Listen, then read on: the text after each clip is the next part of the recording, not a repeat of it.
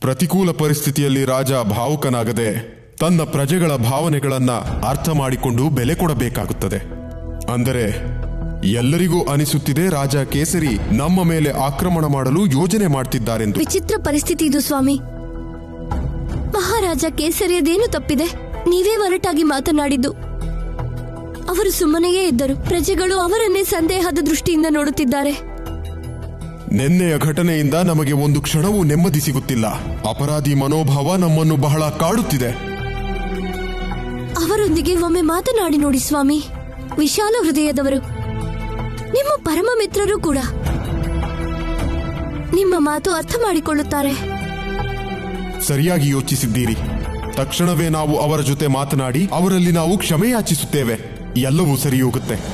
ನಾವು ನಮ್ಮ ಮಿತ್ರ ಸುಗ್ರೀವನಿಗೆ ಕೆಡುಕನ್ನು ಬಯಸಲು ಹೇಗೆ ಸಾಧ್ಯ? ಅದು ನಮ್ಮ ರಾಜ್ಯಸಭೆಯಲ್ಲಿ ನಮ್ಮ ಹಿತೈಷಿಗಳನ್ನು ಗೌರವಿಸಲು ಅವರ ಮಾತುಗಳಿಗೆ ವಿರೋಧಿಸಲಿಲ್ಲ.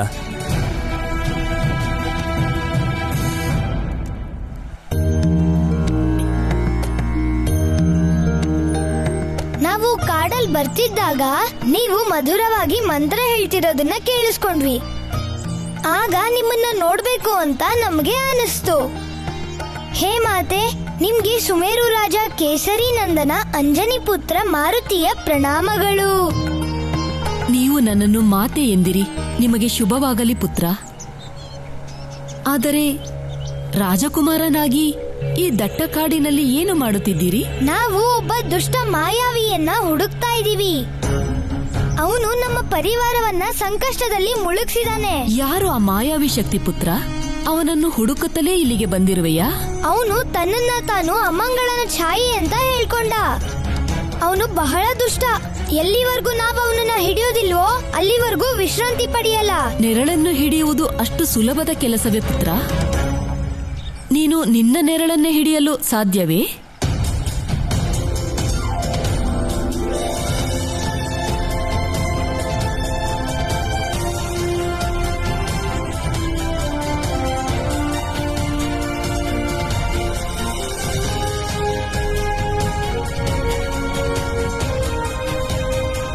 ಅಂದ್ರೆ ನಾವು ಆ ನೆರಳನ್ನ ಯಾವತ್ತೂ ಕೂಡ ಹಿಡಿಯೋಕಾಗೋದೇ ಇಲ್ವಾ?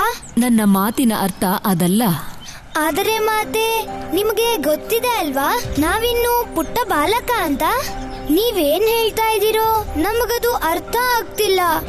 ದಯವಿಟ್ಟು ನಮ್ಗೆ ಅರ್ಥ ಆಗೋ ರೀತಿಯಲ್ಲಿ ಹೇಳಿ ಮಾತೆ. ನೆರಳಿನಿಂದ ಮುಕ್ತಿ ಪಡೆಯಲು ಅದನ್ನು ಹಿಡಿಯುವ ಅವಶ್ಯಕತೆ ಇಲ್ಲ ಪುತ್ರ.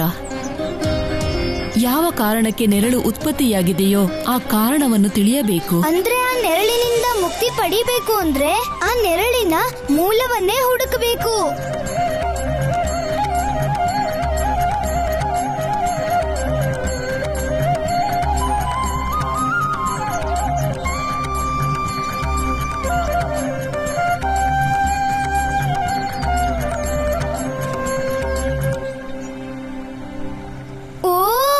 ನಮಗೆ ಈಗ ಅರ್ಥ ಆಯ್ತು.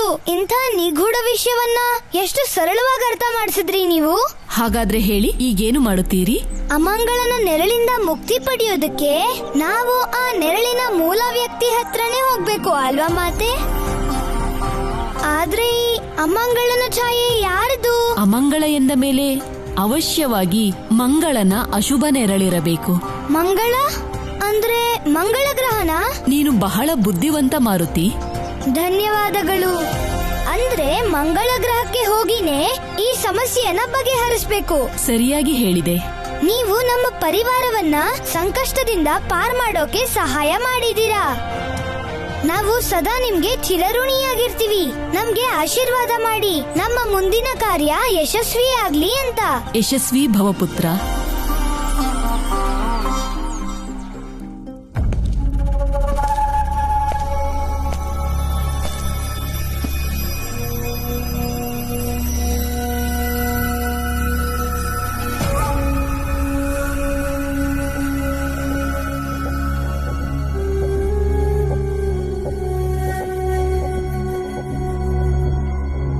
ಸಹೋದರ ಕೇಸರಿ, ಆ ದಿನದ ಘಟನೆಯಿಂದ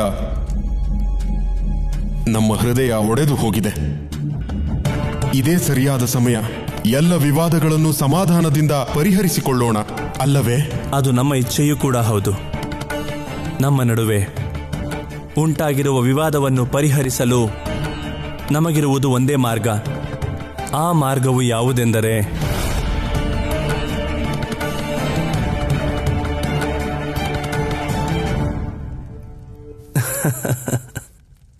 ಬನ್ನಿ. ನಿಮ್ಮ ಹೃದಯ ಬಹಳ ವಿಶಾಲವಾದದ್ದು ಮಿತ್ರ.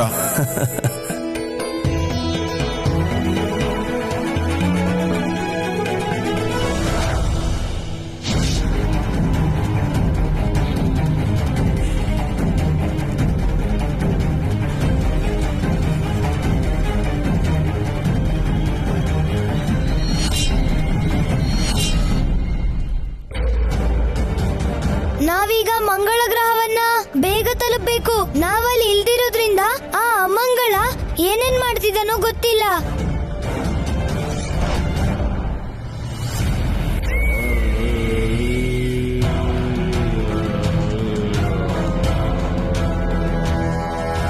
ಇದೇನಿದು?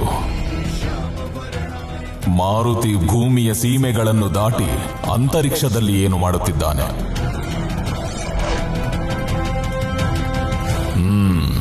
ಅಮಂಗಳನಿಂದ ಮುಕ್ತಿ ಪಡೆಯುವುದಕ್ಕಾಗಿ ಮಂಗಳನೆಡೆಗೆ ಹೋಗುತ್ತಿದ್ದಾನೆನಿಸುತ್ತದೆ. ಆದರೆ ನಾವು ಶನಿದೇವರು ಮತ್ತು ಮಾರುತಿಯನ್ನು ತನ್ನ ಪ್ರಯತ್ನಗಳಲ್ಲಿ ಸಫಲನಾಗಲು ಬಿಡುವುದಿಲ್ಲ.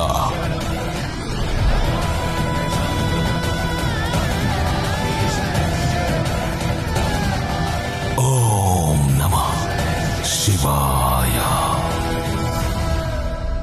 ಹೇಳು ಕೇಸರಿ, ನೀನು ಕಿಷ್ಕಿಂಧೆಗೆ ಏಕೆ ಬಂದಿದ್ದೀಯಾ? ನಿಮಗೆ ಕ್ಷಮೆ ಕೇಳಲು ಅವಕಾಶ ಮಾಡಿಕೊಡಲು ಬಂದಿದ್ದೇವೆ. ಕ್ಷಮೆ? ಯಾವ ತಪ್ಪಿಗೆ ಕ್ಷಮೆ? ನೀವು ಮಹಾರಾಜ ಕೇಸರಿಯ ಅಪಮಾನ ಮಾಡಿದ್ದೀರಾ, ಅದನ್ನೇ ನಿಮಗೆ ನೆನಪಿಸಲು ಬಂದಿದ್ದೇವೆ. ನೀನು ಒಬ್ಬ ಮಹಾರಾಜನೇ? ಆ ದಿನ ನಾವು ಹೇಳಿದ್ದನ್ನು ನೀನು ಮರೆತಿದ್ದೀಯಾ ಎನಿಸುತ್ತದೆ. ನೀನು ನಮ್ಮ ಅಣ್ಣ ವಾಲಿಯ ಸಂಪತ್ತಿನ ರಕ್ಷಕ ಅಷ್ಟೇ. ನಿಮ್ಮ ಅಣ್ಣ ವಾಲಿಗೆ ಗೊತ್ತು ನೀವು ಅದಕ್ಕೂ ಯೋಗ್ಯರಲ್ಲ ಎಂದು ಸುಗ್ರೀವ. ನಿಮಗೆ ನಿಮ್ಮ ಸ್ವಂತ ಅಸ್ತಿತ್ವವೇ ಇಲ್ಲ. ನೀವು ಕೇವಲ ಅವರ ನೆರಳಷ್ಟೇ. ಎಚ್ಚರ ಕೇಸರಿ, ಎಚ್ಚರದಿಂದ ಮಾತಾಡು. ನಿನ್ನ ಈ ಅಪಮಾನದ ಮಾತುಗಳಿಗೆ ಪ್ರತಿ ಉತ್ತರ ನಾವು ನಮ್ಮ ಶಸ್ತ್ರಗಳಿಂದ ನೀಡಬೇಕು. ನಿಲ್ಲಿಸು.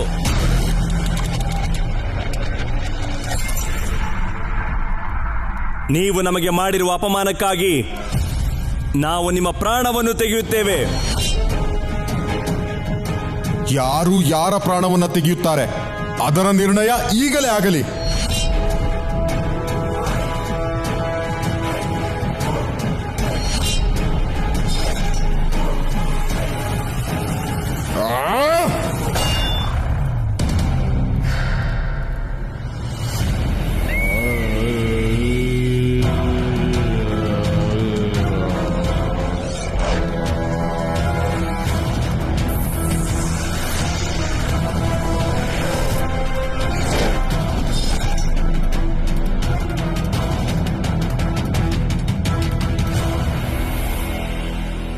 ಅಯ್ಯೋ, ಇದ್ಯಾವ ಗ್ರಹ ಗೊತ್ತೇ ಆಗ್ತಿಲ್ವಲ್ಲ. ನಾವು ಮಂಗಳ ಗ್ರಹದ ಕಡೆಗೆ ಪ್ರಯಾಣ ಮಾಡ್ತಿದ್ವಿ, ಇದ್ದಕ್ಕಿದ್ದಾಗೆ ಎಲ್ಲಿಗೆ ಹೇಗ್ ಬಂದ್ವಿ?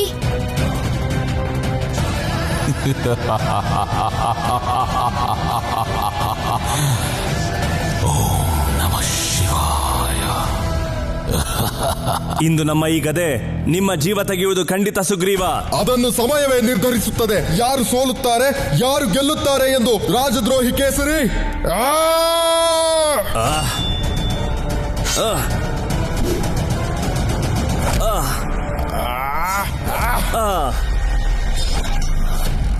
ನಮ್ ಪರಿವಾರನ ಆ ಅಮಂಗಳ ನಾಶ ಮಾಡೋ ಮೊದ್ಲೇ ಮಂಗಳ ಗ್ರಹವನ್ನ ನಾವು ತಲುಪಲೇಬೇಕು.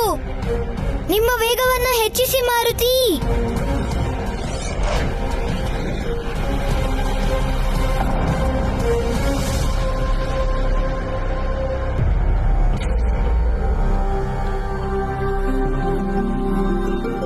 ಇದೇ ಇರ್ಬೇಕು ಅನ್ಸುತ್ತೆ ಮಂಗಳ ಗ್ರಹ. ನಿಮ್ಮ ಆಗಮನದಿಂದ ನಾವು ಧನ್ಯರಾದೆವು ಮಾರುತಿ.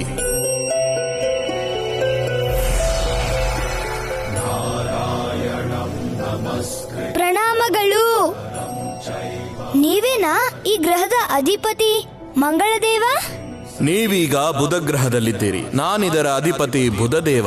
ಅಂದ್ರೆ ನಾವಿಲ್ಲಿಗೆ ದಾರಿ ತಪ್ಪಿ ಬಂದಿದೀವಿ. ಹೇ ಬುಧದೇವ, ಇಲ್ಲಿಂದ ಮಂಗಳ ಗ್ರಹಕ್ಕೆ ಎಷ್ಟು ದೂರ ಆಗುತ್ತೆ? ಬಹಳ ದೂರವಿದೆ. ಅಂದರೆ ಅಂತರಿಕ್ಷದ ವಿರುದ್ಧ ದಿಕ್ಕಿನಲ್ಲಿದೆ. ಹೇಗ್ ಹೋಗ್ಬೇಕು ಅಂತ ನೀವು ನಮ್ಗೆ ಮಾರ್ಗದರ್ಶನ ನೀಡ್ತೀರಾ? ಅವಶ್ಯವಾಗಿ. ನಾವೀಗ ಮಂಗಳ ಗ್ರಹಕ್ಕೆ ಆದಷ್ಟು ಬೇಗ ಹೋಗ್ಬೇಕು. ಹಾಗಾದರೆ ಆ ದಿಕ್ಕಿನಲ್ಲಿ ತೆರಳಿ ಮಾರುತಿ. ಧನ್ಯವಾದಗಳು ಬುಧದೇವ. ನಾವಿನ್ನು ಹೊರಡ್ತೀವಿ. ನಮ್ಮ ಆತುರ ಬುದ್ಧಿಯ ಕಾರಣದಿಂದ ನಾವು ದಾರಿ ತಪ್ಪಿಟ್ವಿ. ಮಂಗಳ ಗ್ರಹಕ್ಕೆ ಹೋಗೋ ಬದಲು ಬುಧ ಗ್ರಹಕ್ಕೆ ಹೋದ್ವಿ. ಆದ್ರೆ ಅಲ್ಲಿ ಆ ಮಂಗಳ ನಮ್ಮ ಪರಿವಾರಕ್ಕೆ ಏನ್ ಮಾಡ್ತಿದನೋ ಏನೋ. ಅಡ್ಗೆ ಅವ್ರಿಗೆ ಇದನ್ನೆಲ್ಲ ಸೂಚಿಸ್ಬಿಡಿ. ನಾವು ರಾಣಿಮಾತೆ, ಅನರ್ಥವಾಗಿದೆ. ಸೂಚನೆ ಬಂದಿದೆ. ಮಹಾರಾಜ ಕೇಸರಿ ಸುಗ್ರೀವರ ನಡುವೆ ಭಯಂಕರ ಯುದ್ಧ ನಡೆಯುತ್ತಿದೆಯಂತೆ. ಹೇ ಮಹಾದೇವ, ಯುದ್ಧ ಭೀಕರವಾಗಿದೆ. ರಾಜ ಕೇಸರಿ ಕುಮಾರ ಸುಗ್ರೀವ ರಕ್ತಪಾತ ಮಾಡಿಕೊಳ್ಳಲು ಹೊರಟಿದ್ದಾರೆ. ಹೇ ಈಶ್ವರ, ಇದೇನಾಗುತ್ತಿದೆ? ರುಮಾ, ಒಬ್ಬರಿಗೊಬ್ಬರು ಜೀವ ತೆಗೆಯುವ ಮೊದಲೇ ಈ ಯುದ್ಧವನ್ನು ತಡಿಬೇಕು ಸುರೇಲಿ.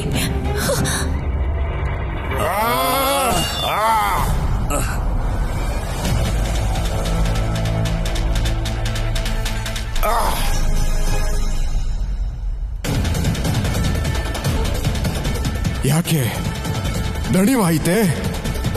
ಇಷ್ಟೇನಾ ನಿಮ್ಮ ಪೌರುಷ? ಸುಮೇರುವಿನ ರಾಜ ಕೇಸರಿ, ಈ ನಿನ್ನ ಅಹಂಕಾರವನ್ನು ಮುರಿಯುವುದಕ್ಕೆ ಇಷ್ಟು ಬಲ ಸಾಕು ಸುಗ್ರೀವ. ಹೇಳಿ ಬಾ.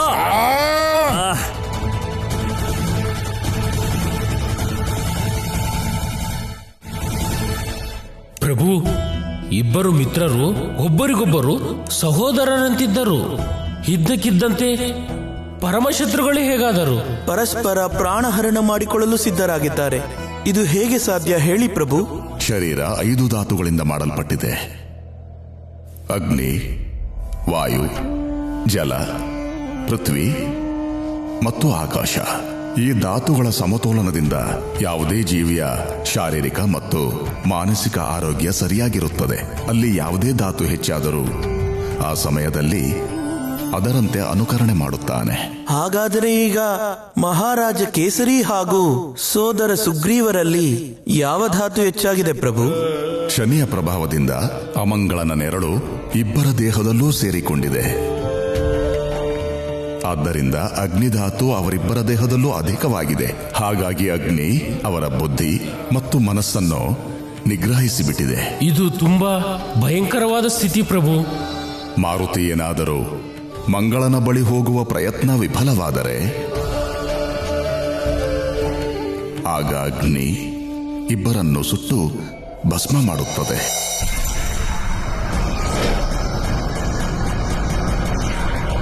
ನಮ್ಮ ದೃಷ್ಟಿ ಯಾರ ಮೇಲಾದರೂ ಬಿದ್ದರೆ ಅವನು ಹೀಗೆಯೇ ದಾರಿ ತಪ್ಪಿ ಬಿಡುತ್ತಾನೆ.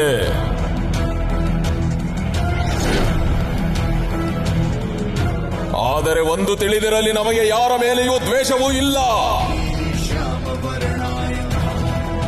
ಇದು ಕೇವಲ ನಾವು ನ್ಯಾಯ ಮಾಡುವ ಪದ್ಧತಿಯಾಗಿದೆ. ಮಾರುತಿ,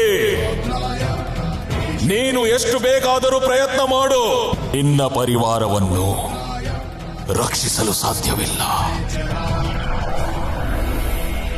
ನಾವು ನಿನ್ನನ್ನು ಈ ಅಂತರಿಕ್ಷದ ಎಂತಹ ಚಕ್ರವ್ಯೂಹದಲ್ಲಿ ಸಿಲುಕಿಸುತ್ತೇವೆಂದರೆ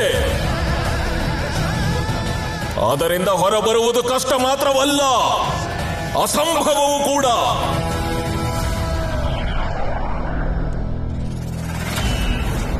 ಇದೇನಿದು?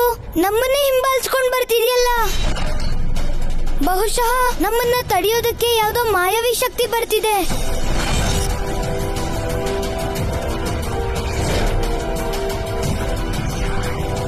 ಓ, ನಾವು ದಾರಿ ತಪ್ಪಿ ಬುಧ ಗ್ರಹಕ್ಕೆ ಹೋಗಿದ್ದಕ್ಕೂ ಕಾರಣ ಇದೇ ಚಕ್ರ ಅನ್ಸುತ್ತೆ.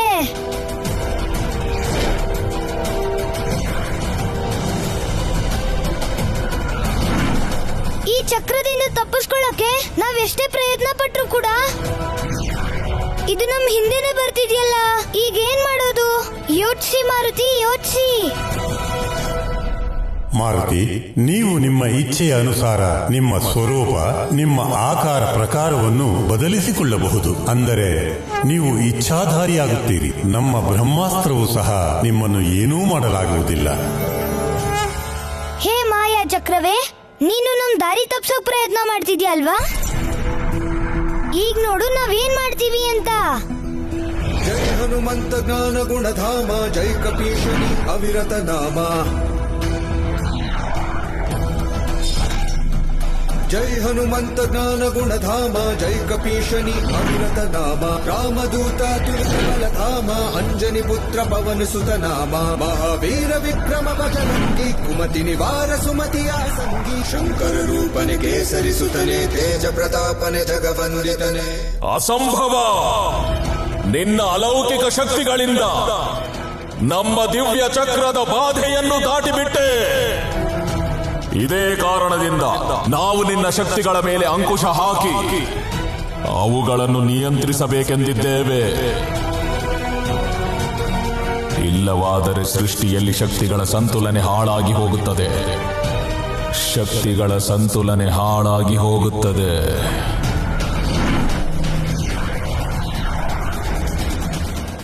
ನೀನಿನ್ನು ಉಳಿಯುವುದಿಲ್ಲ ಕೇಸರಿ.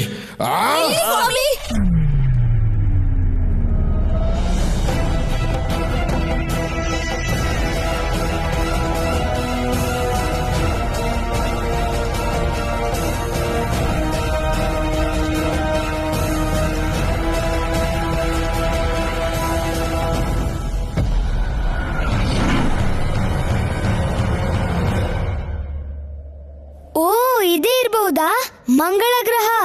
ಇನ್ನೂ ಹತ್ರ ಹೋಗಿ ನೋಡ್ತೀವಿ. ಮಾರುತಿ, ನೀನು ಮಂಗಳ ಗ್ರಹವನ್ನೇನೋ ತಲುಪಿಬಿಟ್ಟೆ, ಆದರೆ ಅದನ್ನು ಸ್ಪರ್ಶ ಮಾಡಲು ಸಾಧ್ಯವಿಲ್ಲ.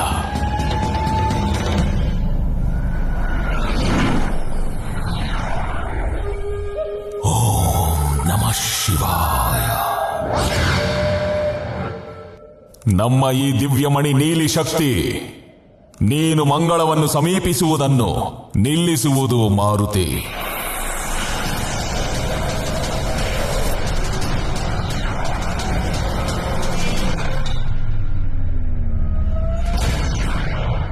ಈ ನೀಲಿ ಗೋಡೆ ಹೇಗ್ ಬಂತು ಗೊತ್ತಾಗ್ತಿಲ್ವಲ್ಲ. ಇದಕ್ಕೆ ಬೇರೆ ಉಪಾಯ ಹುಡ್ಕೋ ಬದ್ಲಿಗೆ ಇದನ್ನ ಒಡೆದಾಕೋದೇ ಸರಿ. ಹೇಗದೆ ತೋರ್ಸು ನಿನ್ನ ಶಕ್ತಿಯನ್ನ.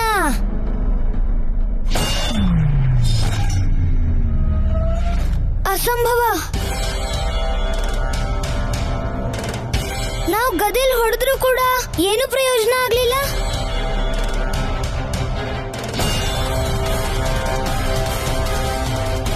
ಇದನ್ನ ಹೊಡೆದಾಕೋಕ್ ಆಗ್ತಾನೆ ಇಲ್ವಲ್ಲ. ಈಗ ಮಂಗಳ ಗ್ರಹವನ್ನ ತಲುಪೋದು ಹೇಗೆ ನಾವು?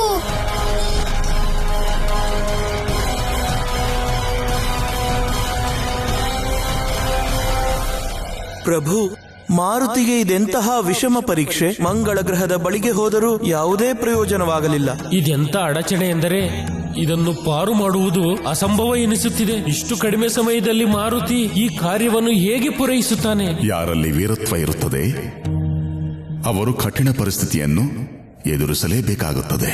ಈ ರೀತಿಯ ಕಠಿಣ ಪರಿಸ್ಥಿತಿಗಳನ್ನು ಅವರು ಎದುರಿಸಲೇಬೇಕು.